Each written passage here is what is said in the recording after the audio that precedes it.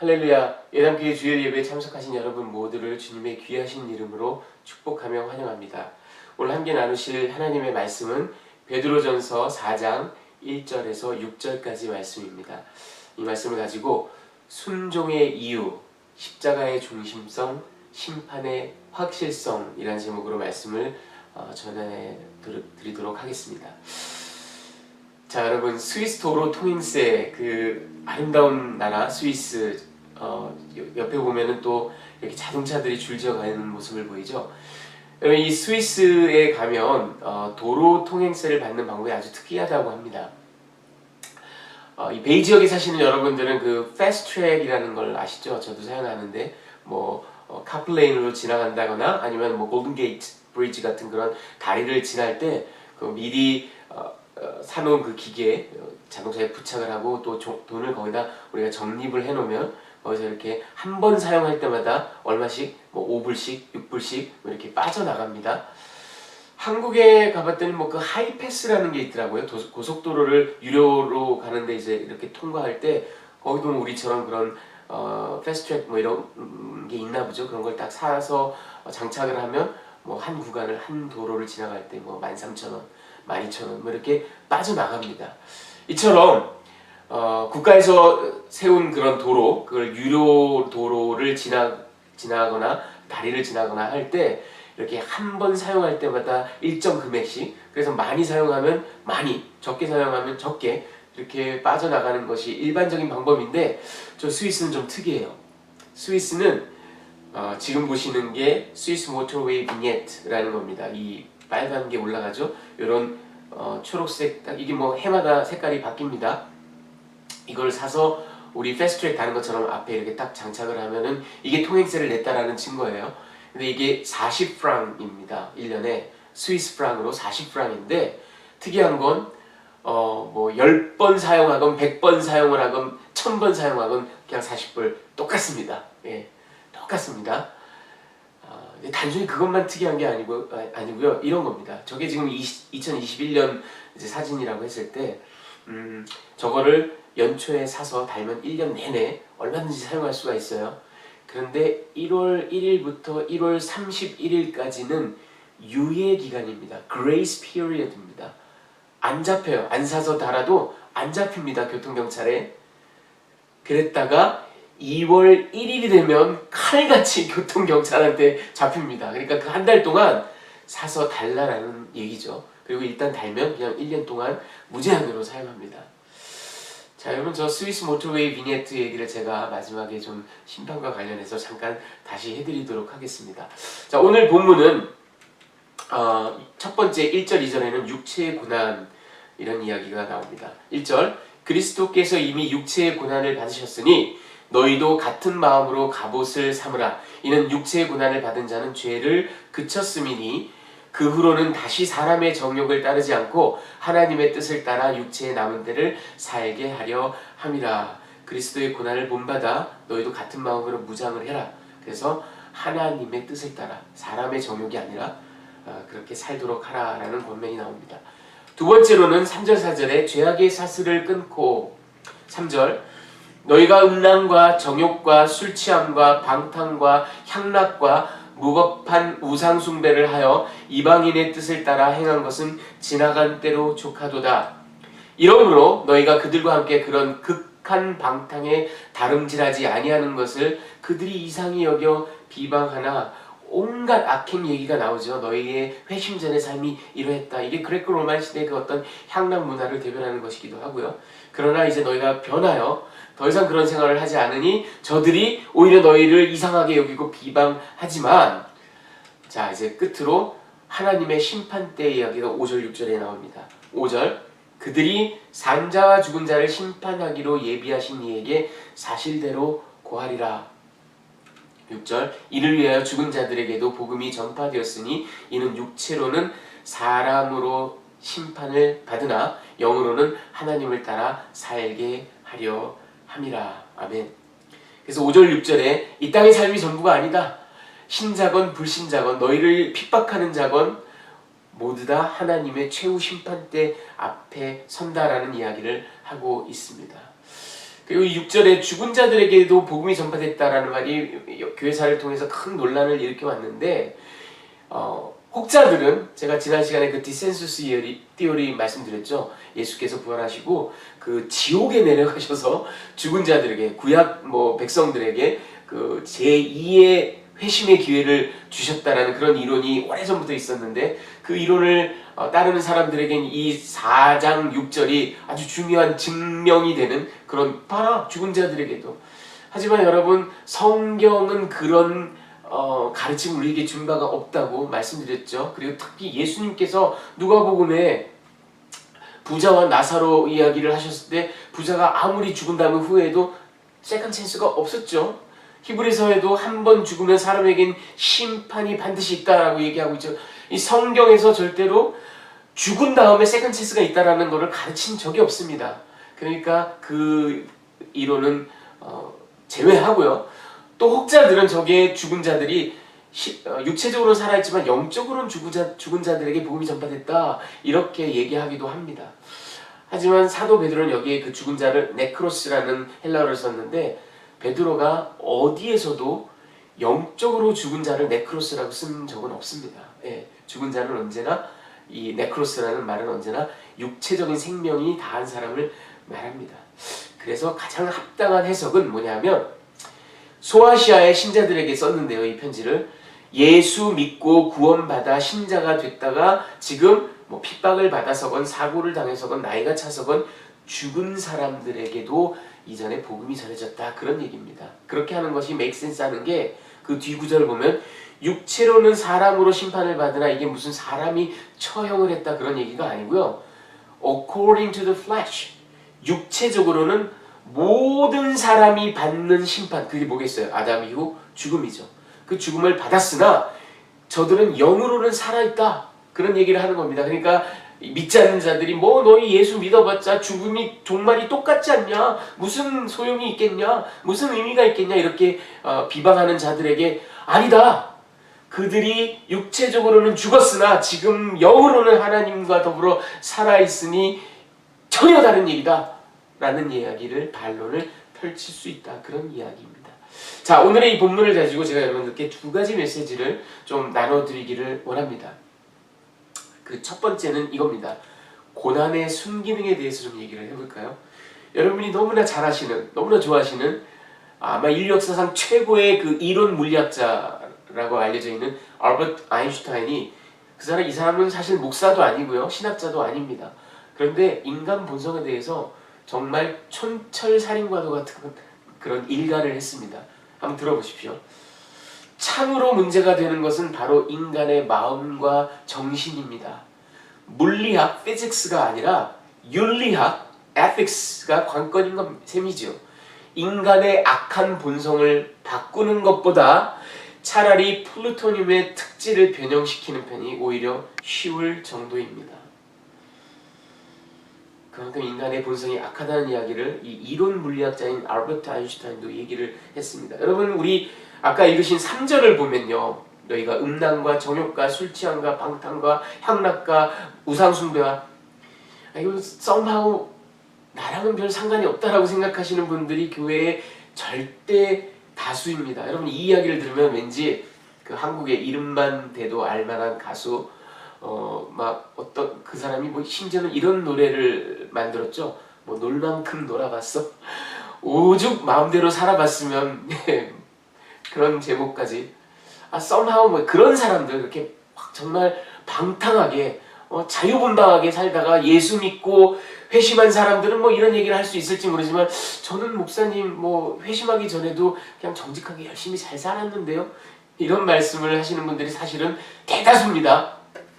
또 교회 소위 말하는 모태신앙, 어머니 뱃속에서부터 이렇게 쭉 교회에 물론 신앙의 업앤다운이 있긴 있었지만 늘 주일학교 반사로 학생회 임원으로 성가대로 늘 이렇게 교회에서 봉사하면서 그래도 열심히 살아왔어요 하시는 분들, 또는 성인이 되어서 극적인 회심 체험을 하고 막 회개하고 그랬다고는 하지만 회심 이전의 삶도 저는 뭐 어렸을 때부터 뭐 열심히 공부하고 부모님 말씀 잘 듣고 그 흔한 오락실 한번 안 가보고 성인이 되어서도 가정을 열심히 돌보고 아주 좋은 회사 뭐 소프트웨어 컴퍼니 이런 데서 가정을 열심히 이루고 그렇게 살다가 제가 예수님을 알게 되어서 지난 예수님을 몰랐던 모전 죄를 회개하고 새 사람이 되었습니다. 이런 고백은 할지언정 회심 이전의 삶이 저렇게 뭐 정욕, 술 취한 방탕 뭐 이 정도는 아니었어요 라고 생각하시는 분들이 사실은 교회에 굉장히 많습니다. 여러분 think again. 오늘 제가 여러분들께 좀 듣기 불편한 말씀을 하게 될 수도 있을 것 같습니다. 그 바로 다음 절 보십시오. 4절. 이러므로 너희가 그들과 함께 그런 극한 방탕에 다름질하지 아니하는 것을, 이 방탕이란 말, 이게 헬라어 원어로 아소티아스라는 말을 썼는데 이게 여러분이 잘 아시는 누가복음 15장 13절에 그 둘째 아들이 탕자가 아버지의 전 재산을 창기와 함께 몽땅 삼켜버린, 그래서 우리 개역 성경에 허랑방탕 이렇게 표현한 말이 바로 아소티아스, 같은 말입니다. 아주 극단적인 남봉꾼, 그런 삶. 목사님 저는 뭐 그 정도는 제가 죄인인 건 인정하지만 예수를 몰랐던 시절, 여러분 사실은 그렇지 않다라는 것을 우리가 명확하게 인식할 필요가 있습니다.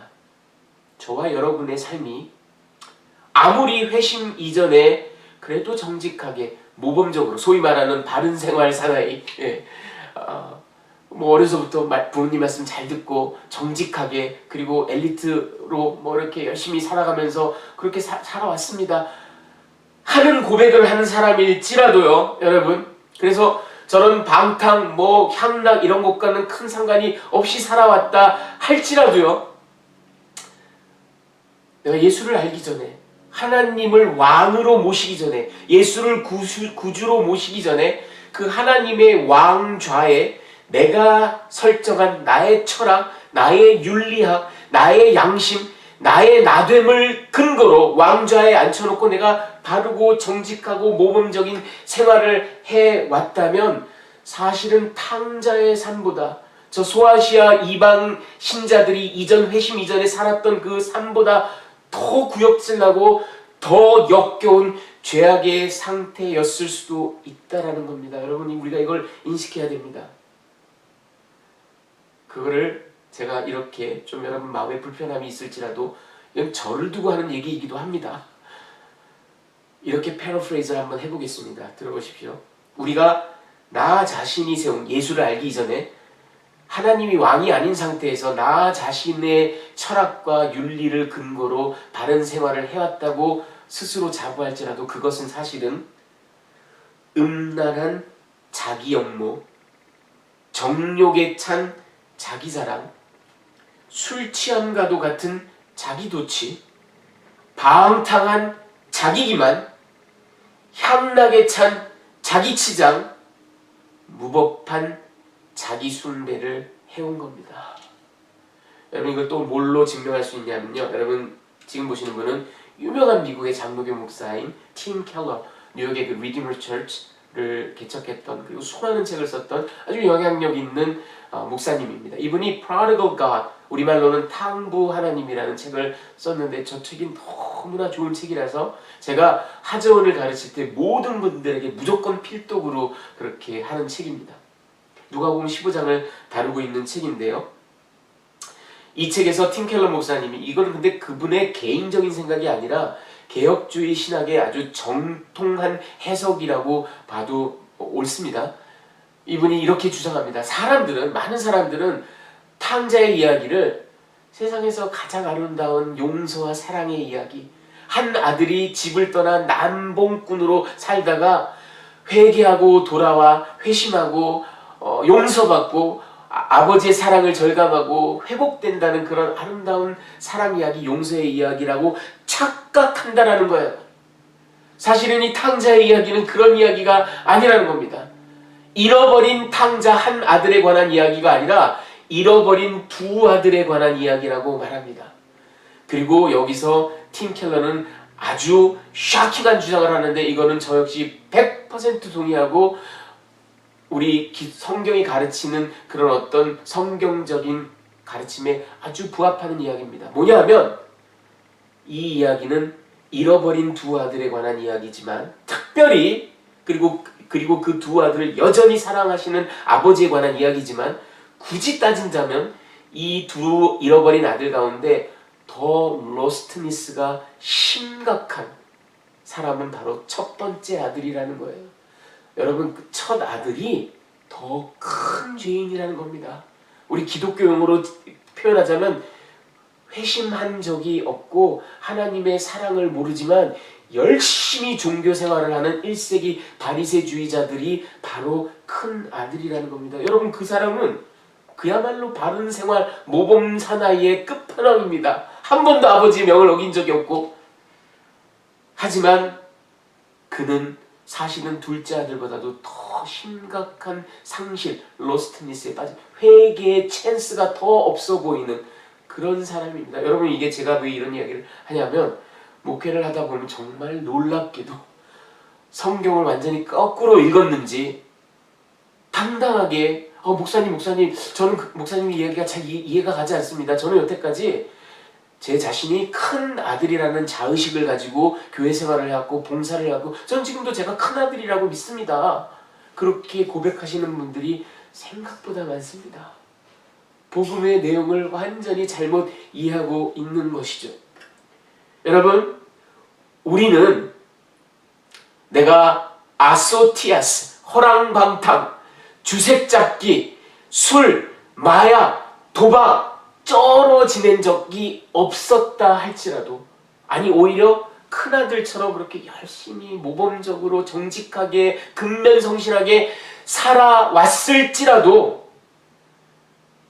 하나님의 사랑을 제대로 알지 못했다면, 그분을 정말로 인카운터 하지 않았다면, 나의 율법주의, 나의 도덕성으로 그렇게 해왔다면 우리는 어찌 보면 탕자보다도 더 구역질나고 더 무시무시한 죄악에 빠져 있었던 죄인이라는 겁니다.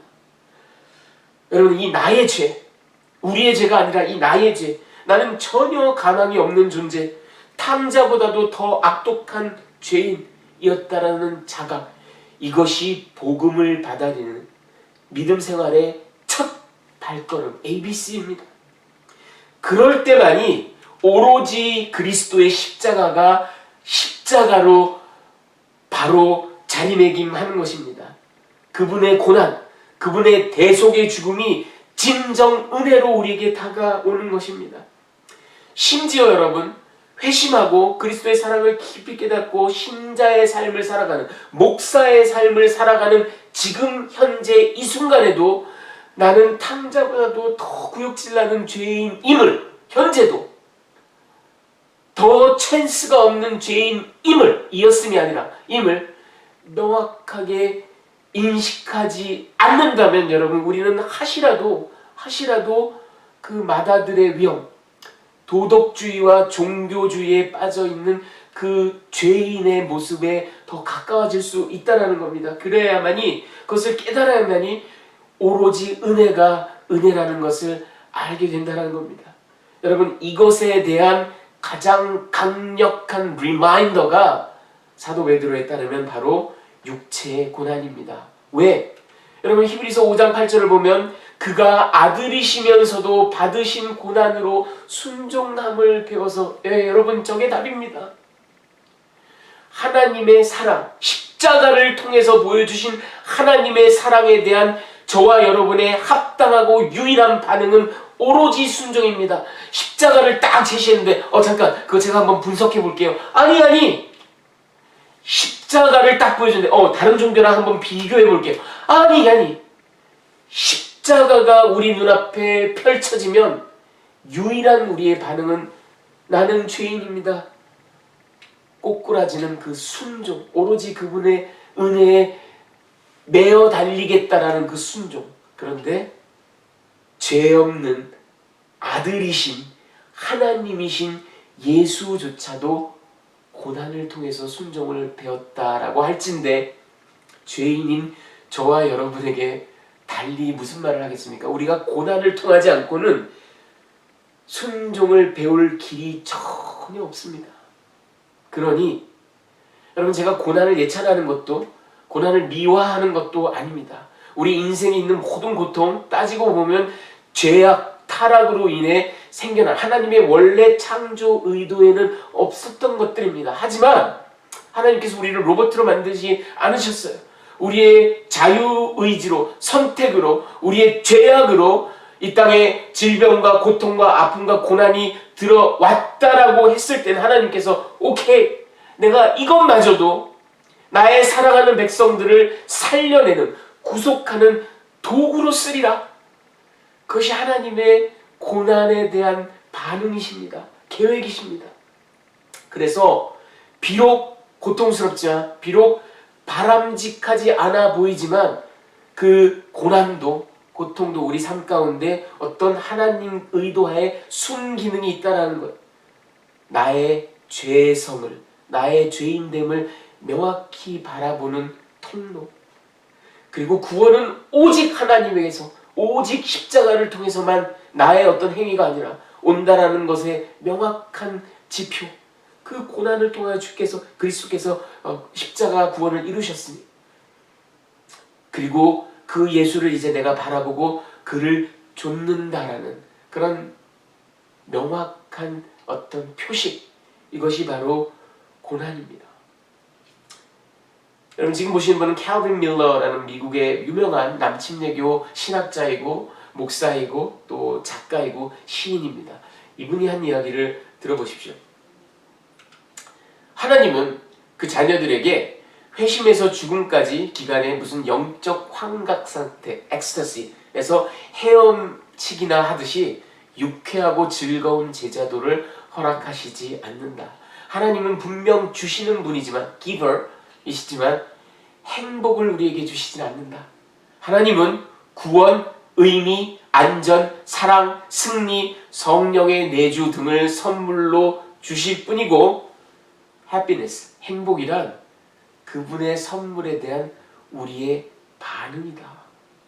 여러분, happiness는 내가 돈을 이만큼 벌면, 내가 이런 집을 가지면, 이런 차를 가지면, 그것을 목표를 달성하기 위해서 노력하고 실제로 얻게 되면 주어지는 어떤 reward, 보상이 아니라 하나님께서 주신 선물에 내 삶의 처지가 어떠하든 간에, 내가 비록 궁핍하고 가난하고 어려울지라도, 고난 속에 있을지라도 하나님께서 주신 선물들을 바라보며 참으로 감사합니다라고 즐거이 반응하는 것이 바로 happiness, 행복이라는 겁니다. 그렇다면 여러분, 우리는 고난 가운데 순기능이 있음을, 고난을 통해서도 우리는 예수를 바라볼 수 있음을, 그리고 고난이 비록 우리 삶에 점철되어 있을지라도 그분이 주신 선물을 기억하며 기뻐함으로 진정한 행복을 선택할 수 있다는 겁니다.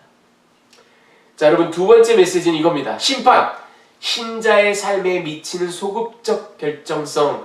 다소 어려운 말인데 제가 이렇게 이름을 붙여봤습니다. 그럼 제가 수십 년 전에 들은 어떤 목사님의 설교에서 잊혀지지 않는 부분이 있습니다. 이게 뭐냐면, 우리는 어떤 고통, 어려움, 아픔 이런 것이 있으면 과거에 어떤 일 때문에 지금 내가 이런 일을 겪고 있지 하고 과거를 돌아보는 게 우리 인지상정입니다. 그리고 그건 대부분 맞습니다. 좀 부정적이긴 하지만 예를 들자면 이런 겁니다. 제가 지금 형무소에서 수감 생활을 하고 있다.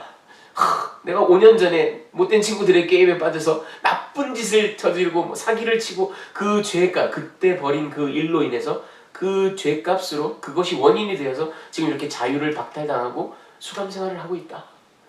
혹은 제가 지금 당뇨병에 비만에 협심증에 심장병에 각종 질환으로 고통받고 있어요. 이유를 생각해봤더니 우리 집안에 유전적인 이유가 있는 게 아닌데, 어려서부터 그냥 식탐이 있어가지고 맛있고 달달하고 기름진 거 그냥 하루에 4끼 5끼씩 막 30년 40년 동안 막 폭식을 했더니 내가 지금 이런 병을 얻었다. 그렇죠? 과거에 어떤 일이 이유가 되어서, 원인이 되어서 그 결과가 지금 미치고 있는 겁니다. 하지만 조금만 우리가 시야를 넓혀서 통시적으로 바라보면 미래에 아직 벌어지지 않은 어떤 일이 시간을 역행해서 소급해서 말하자면 오늘 나의 삶에 어떤 고통, 아픔, 어려움을 가져다 주기도 한다는 겁니다. 또 하나의 예를 들자면 대학 입학 시험을 보기 위해서 고3 학생들이 쫙 공부하잖아요. 그렇죠? 쫙 하고 공부합니다. 아직 시험은 치러지지 않았어요. 이건 미래에 있는 일이에요. 뭐 1년 뒤에, 뭐 몇 달 뒤에 있는 일이에요. 그런데 그 일이 소급해서 시간을 역행해서 오늘 나의 삶을 완전히 규정했으니까 지금 너무 고통스럽게 공부를 하고 있는 겁니다. 그렇죠? 이처럼 과거의 어떤 일이 영향을 미치기도 하지만 미래에 아직 일어나지 않은 어떤 일이 나의 지금 삶을 좌우하기도 합니다. 여러분, 우리가 고통을 감내하는 것, 순종을 배우는 것, 신실함을 지키는 것, 예수 그리스도를 쫓아 사는 것, 모양이 좀 다르고 정도가 좀 다르긴 하지만 부정적인 비유를 앞에 들어서 좀 죄송하긴 하지만 그 시간적인 포인트만 생각한다면 확실한 과거 2000년 전 갈보리 십자가라는 그 사건이 오늘 우리의 삶을 그렇게 규정합니다. 그때 십자가에서 주께서 이루신 구원에 반응하는 삶을 살기 때문에 그것이 원인이 되어서 과거의 사건이, 하지만 또 아직 일어나진 않았지만 미래에 있을 최후의 심판, 우리가 다 심판대에 선단 말이죠. 그것이 시간을 역행해서 소급해서 이 확실성이 우리의 오늘 삶을 감당하고 인내하는 힘을, 우리의 삶을 규정합니다. 우리의 라이프 스타일을 규정합니다. 그래서 제가 그거를 심판이 신자의 삶에 미치는 소급적 결정성이다, 이렇게 이름 붙여 본 겁니다. 여러분, 이게 분명한 이유는 그 심판이 확실하기 때문이에요. 여러분, 학력고사, 저 때는 학력고사를 봤는데, 대학 들어갈 때 저희 때는 그런 얘기가 있었습니다. 선생님들이, 야, 3당 사락이야. 3시간 자면 붙고 4시간 자면 떨어져. 잠자지 말고 공부해. 이랬단 말이죠. 학력고사가 근데 여러분, 올해는 사정상 취소됐습니다. 뭐 올해 2021년 학력고사는 내년 2022년에 같이 보겠습니다. 이렇게 그 확실성이 조금이라도 그 영향을 받는다면 오늘 누가 공부를 하겠습니까? 고3 학생이요. 그렇죠? 다른 방법으로 대학 갈 생각을 하죠. 그런데 눈이 오나 비가 오나 바람이 부나 천재지변이 일어나나 2020년처럼 코로나가 발생을 하나 대한민국이 망하지 않는 한은 반드시 이게 일어난다라는 그 확실성 때문에 우리 아이들이 밤을 패가면서 공부를 하죠. 여러분, 심판이 우리 눈에 지금 보이지 않고 아직 일어나지 않은 사건이지만 분명히 있다라는 그 확실성이 바로 오늘의 우리의 삶을 좌우합니다. 미래에 있을 심판이 역행해서 시간을 소급해서 오늘의 저와 여러분의 삶을 좌우합니다. 여러분, 5절에 보면요, 그들이 산자와 죽은 자를 심판하기로 예비하신 이에게 사실대로 고하리라. 저 고한다는 말이요, 아푸두신 로곤이라는 말을 썼는데 이게 give account, 그런 말인데요, 이거 법정 용어입니다. 법정에서 진술, 법정에서 누가 거짓을 고하겠어요? 위증의 처벌을 받기로 선서를 하잖아요. 법정에서 고하는 그 고하는 행위입니다. 아포드신 로곤, give account. 여러분, 또 예를 들자면, 비유를 들자면, 물론 이 비유가 여러분들에게 좀 그럴 수도 있겠어요. 다소 거친 비유긴 하지만 역시 그 비유가 주는 어떤 느낌을 여러분 우선적으로 바라볼 게 아니라 그 제가 비유 드리는 그 포인트를 보시기 바랍니다. 어떤 사람은 인생을 피크닉이라고 생각할 수도 있고, 어떤 사람은 인생을 무기를 들고 막 처절하게 싸우는 전쟁터라고도 생각할 수 있고, 어떤 사람은 인생을 마음을 수련하고 자아를 성찰하고 자아를 이뤄가는 뭐 그런 수련의 장이라고 생각할 수도 있겠습니다만, 이 심판이라는 거에 착안해서 인생을 저는 이렇게 비유합니다. 70년, 80년, 90년, 100년 우리 인생 사이는 어쩌면 구치소와도 같습니다. 우리는 혐의가 인정되어서 구치소에 와 있습니다. 구치소에 있는 사람들에게 반드시 내일 해가 뜨는 것처럼 반드시 일어나는 일은 뭡니까? 법정에 서는 겁니다.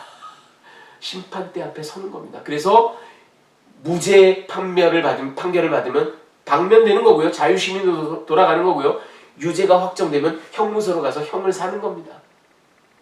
여러분, 우리의 삶은 어떻게 보면 이 심판을 기다리고 있는 집행유예의 그러니까 유예 기간의 삶이기도 합니다. 여러분 제가 아까 시작할 때 그레이스 피리어드 얘기를 했습니다. 여러분 근데 우리가 미국에서 그레이스 피리어드 얘기를 많이 들어요. 근데 뭘 생각하십니까? 그레이스 피리어드 얘기를 들으면 학교에서 저는 학교를 오래 다녔는데 초등학교까지 치면 35년을 학교를 다녔습니다. 학교를 오래 다녔는데 학교를 다니다 보면 특히 대학원 다니다 보면 코너가 끝날 때마다 학기가 끝날 때마다 여지없이 다가오는 게 이 텀페이퍼 12월 1일까지 텀페이퍼를 내라 안 내면은 F다 그쵸? 근데 교수님을 찾아가서 제가 이번 학기에 몸이 아파서 입원을 했고 집안에 어떤 일이 있었고 제발 시간을 좀 더 주십시오. 그럼 교수님이 측은한 마음 불쌍한 마음이 들어서 그래 내가 너한테는 3일 더 줄게. 남들은 12월 1일인데 너는 12월 3일까지 내. 유예기간 그레이스 피리어드를 제가 3일을 받은 겁니다. 뒤에 덧붙여서 여러분 우리가 미국에서 아파트 생활을 하는데요. 매월 1일까지 12월 1일까지 반드시 렌트를 확실히 내야 돼요. 그런데 아파트마다 팔러스가 있죠. 12월 5일까지는 레이트 피 없이 받아줍니다. 6일부터는 레이트 피를 받습니다. 딱 이렇게 이제 팔러스가 있단 말이에요. 그럼 그 5일이 말하자면 그레이스 피리어드인 겁니다. 유예 기간이에요. 어떤 페널티 없이 뒤에다가 시간을 이만큼 덧붙여줘서 그 의무를 감당 다 할 수 있는 어떤 시간을 주는 겁니다. 그렇죠? 이게 우리가 일반적으로 접하는 그레이스 피리어드, 유예 기간이에요. 그런데 앞에 제가 소개해드린 이 스위스 모터웨이 비네트라고 우리말로 번역하면 스위스 도로 통행 부착증 이 정도 될 거예요. 이거 여러분 생각해보면 굉장히 성경적입니다.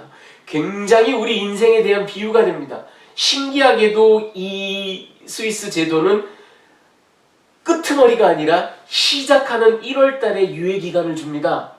1월 한 달 동안은 그래 사서 다뤄 반드시 다뤄 오늘 못했으면 내일 다뤄 내일 못했으면 모레 다뤄 하지만 2월 1일이 딱 오면 짤 없어요.